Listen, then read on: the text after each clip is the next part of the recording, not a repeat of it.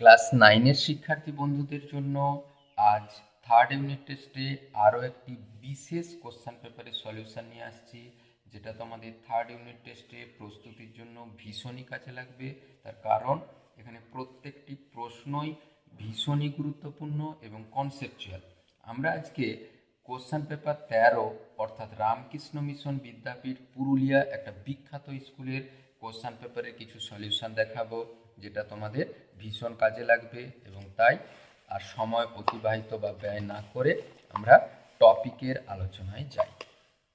প্রথমে দেখো লেখা আছে কি, √3 এর দশমিকে প্রকাশ একটি সসীম দশমিক যার ভগ্নাংশের মান 1.732। সসীম দশমিক তো হবে না, কেন 1.7320508 এরকম করে এগিয়ে যাবে। একটি সসীম অর্থাৎ আবৃত্ত দশমিক, অথবা আবৃত্ত দশমিক সসীম তো হবেই না, এটা হওয়া সম্ভবই নয়। সি, একটি অসীম, অবশ্যই এটা একটা অসীম দশমিক।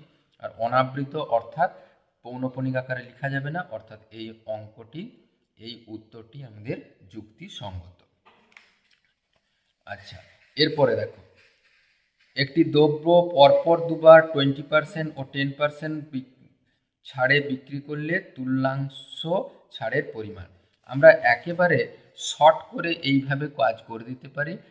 R1% যদি প্রথমটা ছাড় হয়, দ্বিতীয়টা যদি R2% ছাড় হয়, তুল্য ছাড় হয় R1 plus R2 minus R1 R2 by 100%। এখানে দেখো 20 প্লাস 10, 20 ইন্টু 10 বাই 100 করে আমরা পেয়েছি 28%। পরে দেখো এর মান হিসাব করতে হবে। খুব খেয়াল করে দেখো, এই 0.243 একে আমরা লিখেছি 243 বাই 1000, সেটার 0.2টাকে লিখেছি 2/10, অর্থাৎ 1/5। আমরা 243 আমরা জানি 3 টু দি পাওয়ার 5, 3 3 9 3 27 3 81 3 243। আবার এইটাও দেখো 10-এর কিউব, সেটা আমরা ক্যালকুলেশন করেছি 10 টু দি পাওয়ার 0.6টাকে 6/10 করে ক্যালকুলেশন করে আমরা সবে মিলে আনসার পেয়েছি 3। পরে দেখো, এই সমীকরণটির লেখচিত্র হবে, যেহেতু এখানে কোনো ধ্রুবক পদ নেই, লেখচিত্রের মান হবে এটা মূল বিন্দুগামী। এরপর দেখো fx সমান 2x প্লাস 1 রৈখিক বহুপদী সংখ্যামালার সমীকরণের বীজ কত হয়। আমরা এখানে বীজ করার জন্য কি করেছি, পুরো রাশিটার মান আমরা শূন্য করেছি, অর্থাৎ 2x প্লাস 1 সমান 0, সেখানে x এর মান পেয়েছি -2। আমরা জানি এই x মাইনাস a সমান 0 হলে x সমান a হয় সমীকরণের বীজ বা রৈখিক বহুপদী সংখ্যামালার একটা বীজ। 6-এর প্রবলেম দেখো, ত্রিভুজ এবিসি এর এ বিন্দু স্থানাঙ্ক দেওয়া আছে, ভরকেন্দ্রের স্থানাঙ্ক দেওয়া আছে, বিসির মধ্যবিন্দু স্থানাঙ্ক। আমরা কেমন করে হিসাব করেছি, খুবই সহজ। আমরা বিসির মধ্যবিন্দু স্থানাঙ্ক ধরে নিয়েছি এইচকে। এরপরে দেখো এ বিন্দু স্থানাঙ্ক দেওয়া আছে, আমরা জানি ভরকেন্দ্রে ওই ত্রিভুজটা 2:1 অনুপাতে বিভক্ত হয়। আমরা ধরে নিয়েছি তাহলে ভরকেন্দ্রের স্থানাঙ্ক এক্স এর স্থানাঙ্ক 1 সমান mx2 plus nx1, mx2 plus nx1 by m plus n করে হিসাব করেছি। একইভাবে y এর স্থানাঙ্ক my2 ny1 by m plus n হিসাব করেছি। সেখান থেকে দেখো h এর মান পেয়েছি -2, k এর মান পেয়েছি 5, অর্থাৎ আমরা d অর্থাৎ BC এর মধ্যবিন্দুর মান পাওয়া গেল কত, -2, 5। লগ সংক্রান্ত একটা সমস্যা দেখো, লগ x বেস √2 এর মান যদি a হয়, লগ x বেস 2√2 এর মান কত হয়। ভীষণ ইন্টারেস্টিং প্রবলেম। আমরা এই লগটাকে সাধারণত সূচক আকারে লিখে নিয়েছি। এরপর এই x এর মান আমরা লিখেছি এই যে √2 whole to the power a, এটাকে লগের এই বাইরে বেরিয়ে আসছে, এই √2 বাই এই 2√2টাকে আমরা √2 হোল কিউ লিখেছি। 1 বাই করতে এটা উঠে গেছে, এই 3টা বেরিয়ে আসছে, এই √2 আর √2 মান হয় 1, √2 বেস √2 মান হয় 1, অর্থাৎ এই পুরো মানটা হয় a/3। 8-এর দাগের প্রবলেম দেখো, ত্রিভুজ এবিসি এর লম্ববিন্দু ও বিএসি এর মান 50 ডিগ্রি হলে বিওসি এর মান, যেহেতু লম্ববিন্দু তাহলে একটা বিপরীত বাহুর উপর লম্বা টানা হয়েছে, এটাও 90 ডিগ্রি, এটাও 90 ডিগ্রি, এটা 50 ডিগ্রি হলে দেখো এই কোণটা মান এই কোণটার মানের সাথে সমান, তার কারণ ওগুলো হচ্ছে বিপ্রতিপ কোণ। তাহলে ওই ও ই এ কোণের মান হয় 360 ডিগ্রি থেকে 90, 90 আর 50 বাদ দিলে হয় 130 ডিগ্রি। তাহলে এখান থেকে সিদ্ধান্ত হলো বি ও সি কোণের মানও হয় 130 ডিগ্রি। 9 দাগের প্রবলেম দেখো, এবিসিটি রম্বসের এসিবি এর মান 40 ডিগ্রি, এডিবি এর মান, দেখো এটা রম্বস যদি হয়ে থাকে এসিবি এর মান 40 ডিগ্রি হলে আমাদের হিসাব করতে হবে কি এডিবি এর মান, এডিবি এই কোণের মান আমাদের হিসাব করতে হবে। খেয়াল করে দেখলে দেখা যাবে এডিসি কোণের মান, এডিসি কোণ এই টোটালটার মান হবে কত, এই 180 ডিগ্রি থেকে এইটা 40, এই পাশে 40, যেহেতু কর্ণ সমদ্বিখণ্ডিত করেছে এই কোণটার মান 40 হলে এটা 40, অর্থাৎ এই কোণ 40, কারণ এটা হচ্ছে একান্তর কোণ, এই 40 বাদ দিলে এই সম্পূর্ণ কোণটার মান হয় 100 ডিগ্রি। আর এটাও যেহেতু সমদ্বিখণ্ডিত হয়েছে তাহলে এডিবি কোণের মান 50 ডিগ্রি, মানে 100 ডিগ্রির অর্ধেক। পরে দেখো 10 প্রবলেম, বহুপদী সংখ্যামালা 5^1/2 এর মাত্রা কত। 5^1/2 এর মাত্রা হবে 0, কারণ সেটা হচ্ছে একটা ধ্রুবক বহুপদী সংখ্যামালা। আমরা জানি 0 ছাড়া যে কোনো ধ্রুবক বহুপদী সংখ্যামালার মাত্রা হয় 0। 11 দাগের প্রবলেম দেখো, লোহার পাতের একটি বলয়ের অন্তর্ব্যাস ও বহির্ব্যাস দেওয়া আছে, লোহার পাতের ক্ষেত্রফল। ব্যাস যেহেতু বলে আছে একেবারে আমরা ব্যাসার্ধ হিসাব করে নিয়েছি। কোথায়, আমরা এই 20কে 2 দিয়ে ভাগ করে 10 আর 22কে 2 দিয়ে ভাগ করে 11।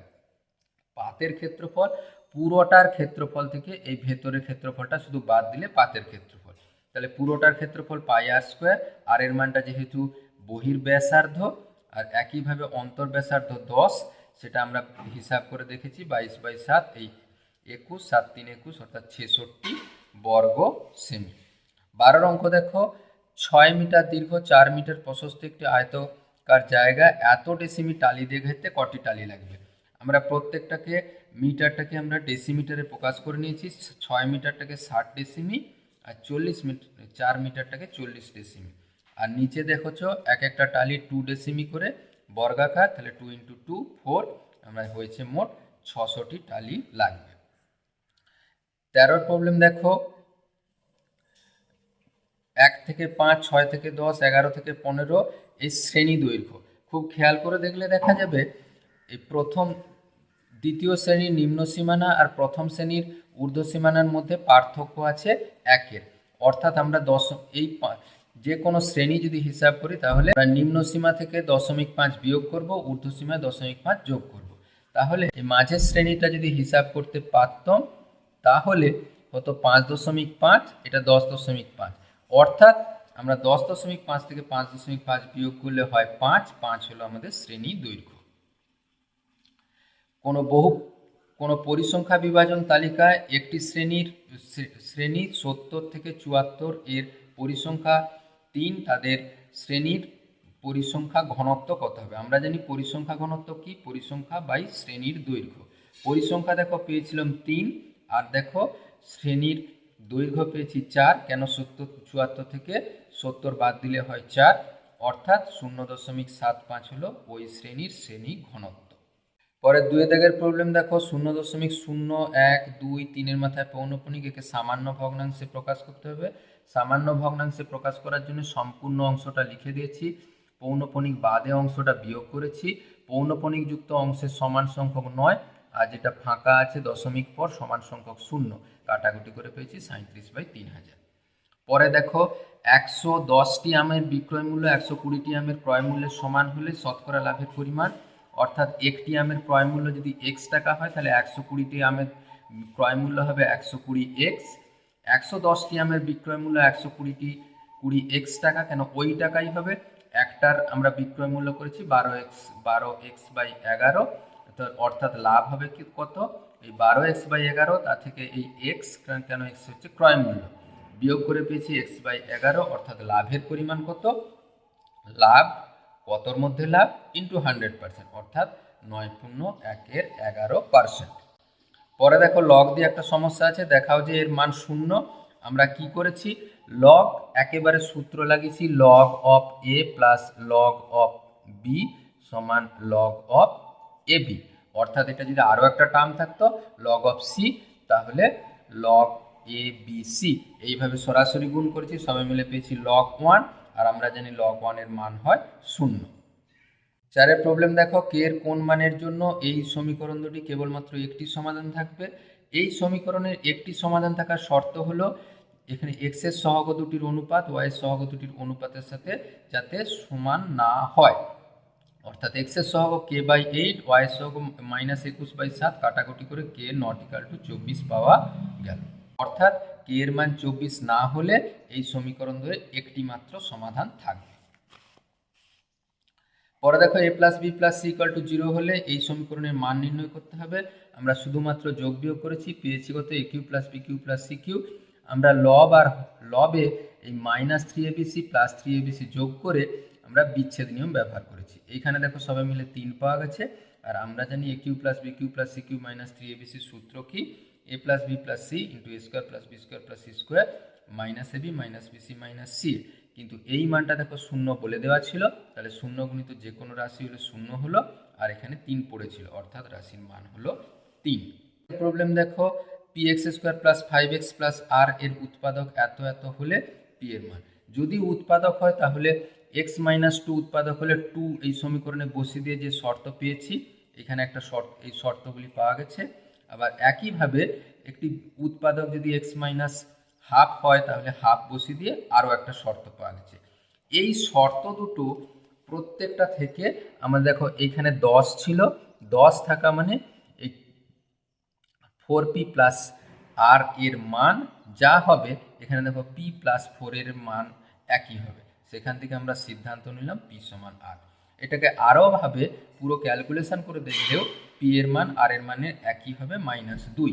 এখান থেকেও আমরা সিদ্ধান্ত নিতে পারি p সমান আর হবে। 7 দাগের প্রবলেম দেখো, এবিসি সমবাহু ত্রিভুজে পাদ ত্রিভুজ এত ডিইএফ হলে এফ ডি এর মান কত। পাদ ত্রিভুজ মানে ত্রিভুজগুলি লম্ব সমদ্বিখণ্ড, লম্ব উপর লম্ব টানলে যে ত্রিভুজটা তৈরি হয়েছে প্রত্যেকটা বাহুর উপর লম্ব টানলে, তাহলে এফ ডিই এটা হচ্ছে পাদ ত্রিভুজ। আবার দেখো এএফ এর মান আমরা হাফ অফ এবির মানের সাথে সমান, তার কারণ সমবাহু ত্রিভুজেরই কেবলমাত্র টানলে সেটা মধ্যবিন্দু বা মধ্যমার সাথে সমান হয়। অর্থাৎ এখান থেকে পেয়েছি এএফ এর মান এবি অর্ধেক, আবার একইভাবে এফ ডির মান এসি এর অর্ধেক। কেন? দুটি বাহুর মধ্যবিন্দু সংযোজক তৃতীয় বাহু সমান্তরাল আর অর্ধেক হয়, সেখান থেকে আমরা পেয়েছি এফ সমান এফ ডি। অর্থাৎ এফ এ ডি কোণ, এই কোণ আর এই কোণের মান অবশ্যই সমান। যদি সমান হয়, আবার দেখো এডি মধ্যমা, যেহেতু লম্ব এখানে লম্ব বিন্দু আর লম্ব যে সরেখা টানা হয় সেটা মধ্যমার সাথে সমান হয় কেবলমাত্র সমবাহু ত্রিভুজের ক্ষেত্রে। যদি এটা সমদ্বিখণ্ডক হয়ে থাকে তাহলে এই টোটাল কোণটা যদি 60 ডিগ্রি হয়, এই কোণটার মান হবে 30 ডিগ্রি। 8 প্রবলেম দেখো, এবিসি ডি বর্গক্ষেত্রের ক্ষেত্রে এওবি সমবাহু ত্রিভুজ হলে সিওডির মান কত। খুব গুরুত্বপূর্ণ প্রবলেম, যেহেতু সমবাহু ত্রিভুজ প্রত্যেকটা কোণের মান 60 ডিগ্রি করে। আবার দেখো এই টোটাল কোণটার মান 90 ডিগ্রি, তাহলে এই কোণটার মান হবে 30 ডিগ্রি। আবার দেখো এই বাহুর সাথে সমান, তার কারণ এই বাহুর সাথে সমান, অর্থাৎ এই বাহুর সাথে সমান। এইটা যদি 30 ডিগ্রি হয় তাহলে এটা 75 করে হয়, 75 করে হয়। একইভাবে এই কোণটার মানও আমরা পাবো 75 ডিগ্রি। কেন? এটা 30 ডিগ্রি, এই দুটো বাহু সমান, তাহলে এটা 75। তাহলে এই কোণটা 75, এই কোণটা 75, এই কোণটা 60, তাহলে এই কোণটার মান 360 ডিগ্রি থেকে সম্পূর্ণভাবে বিয়োগ করলে যা পাওয়া যায়, অর্থাৎ 150 ডিগ্রি। 9 দাগের প্রবলেম দেখো, ওয়াই অক্ষের উপর অবস্থিত একটি বিন্দু স্থানাঙ্ক লিখি যেটা এত এত বিন্দু থেকে সমদূরবর্তী। ওয়াই অক্ষের উপর বিন্দু স্থানাঙ্ক এক্স স্থানাঙ্ক হয়, ওয়াই স্থানাঙ্ক হয়, এক্স স্থানাঙ্ক 0, ওয়াই স্থানাঙ্ক এ ধরে নিলাম, কারণ ওয়াই অক্ষের উপর যে কোনো বিন্দু এক্স স্থানাঙ্ক হয় 0। এই দুটো বিন্দু দূরত্ব নির্ণয় করেছি, দুটো দূরত্ব, এই দূরত্ব দুটো সমান করেছি, সমান করে দেখো এর মান পাওয়া গেছে 4। সেখান থেকে সিদ্ধান্ত হলো যে ওয়াই অক্ষের উপর বিন্দু স্থানাঙ্ক কত, 0, 4। 10 প্রবলেম দেখো, একটি অর্ধবৃত্তের পরিসীমা দেওয়া আছে, তার অর্ধবৃত্তের ব্যাস নির্ণয় করতে হবে। আমরা ধরে নিচ্ছি অর্ধবৃত্তের ব্যাসার্ধ r সেমি, অর্ধবৃত্তের পরিসীমা কত হয়, পাই r প্লাস 2r। কেন? এক্ষেত্রে খুব খেয়াল করে দেখো, অর্ধবৃত্তের পরিসীমার ক্ষেত্রে এই বক্ররেখা বরাবর পাই আর এটা হয় 2r। তাহলে পাই আর প্লাস 2r যদি 36 হয়, আর কমন নিয়ে এখানে পায়ের মান 22/7 বসিয়ে দিয়েছি, সব মিলে 36/7, আর এর মান পাওয়া গেছে 7। অর্থাৎ ব্যাসের মান কত হবে? 2 × 7 14 সেমি। 11 দাগের প্রবলেম, একটি সমকোণী ত্রিভুজের অধিভুজ ও পরিসীমা যথাক্রমে 13 সেমি ও 30 সেমি হলে ত্রিভুজটির ক্ষেত্রফল। আমরা এক একটা বাহু ধরে নিচ্ছি এ বি সি এর মান 30 সেমি, যেহেতু পরিসীমা দেওয়া আছে, বি অতিভুজটার মান 13 সেমি। আমরা কি জানি? তাহলে বি স্কোয়ারের মান হলো 13 স্কোয়ার, আর বি স্কোয়ার কি? অতিভুজের স্কোয়ার সমান লম্ব স্কোয়ার প্লাস ভূমি স্কোয়ার, স্কোয়ার প্লাস সি স্কোয়ারের মান একইভাবে 169 পাওয়া গেছে। ক্ষেত্রে দেখো এ প্লাস সি এর মান, এইখানে যেহেতু আমরা বি এর মান 13 বাদ দিয়েছি, 17 সেমি। আবার এক্ষেত্রে আমরা দেখো এ স্কোয়ার প্লাস সি স্কোয়ারের মান কি হিসাব করছি? এ প্লাস সি তার হোল স্কোয়ার মাইনাস 2ac করে। সেক্ষেত্রে দেখো আমরা এসি এর মান পেয়েছি 60। আচ্ছা, যেহেতু এটা একটা সমকোণী ত্রিভুজ, হাফ ভূমি গুণিত উচ্চতা করে হাফ এসির মান দেখো আবার 60, অর্থাৎ 30 সেমি হলো ত্রিভুজটির ক্ষেত্রফল। আগের প্রবলেম দেখে, একটি অবিচ্ছিন্ন পরিসংখ্যা বিভাজন তালিকায় কোনো একটি শ্রেণীর মধ্যবিন্দু এম, তার ঊর্ধ্ব শ্রেণী সীমানা ইউ হলে নিম্ন শ্রেণী সীমানা। ভীষণই সোজা, ঊর্ধ্ব সীমানা ইউ ধরে আছে, আমরা ধরে নিচ্ছি নিম্ন সীমানা এক্স। তাহলে এক্স প্লাস ইউ বাই 2 এর মান এম এর সাথে সমান, এক্স এর মান পেয়েছি 2m প্লাস ইউ, অর্থাৎ শ্রেণীটির নিম্ন শ্রেণীর সীমানা হচ্ছে 2m মাইনাস ইউ। হিস্টোগ্রাম বলতে কি বোঝো? আমরা জানি কি, অবিচ্ছিন্ন রাশির শ্রেণীবিন্যাসিত পরিসংখ্যা বিভাজনের লৈখিক উপস্থাপনে আয়তলেখ বা হিস্টোগ্রাম বলা হয়। মানে আমরা যেটা আয়তলেখ আঁকি সেটাকে আমরা হিস্টোগ্রাম বলে চিহ্নিত করি। আজকের সমস্ত টপিক কেমন লাগলো অবশ্যই কমেন্ট বক্সে লিখতে ভুলো না। Thank you for watching this.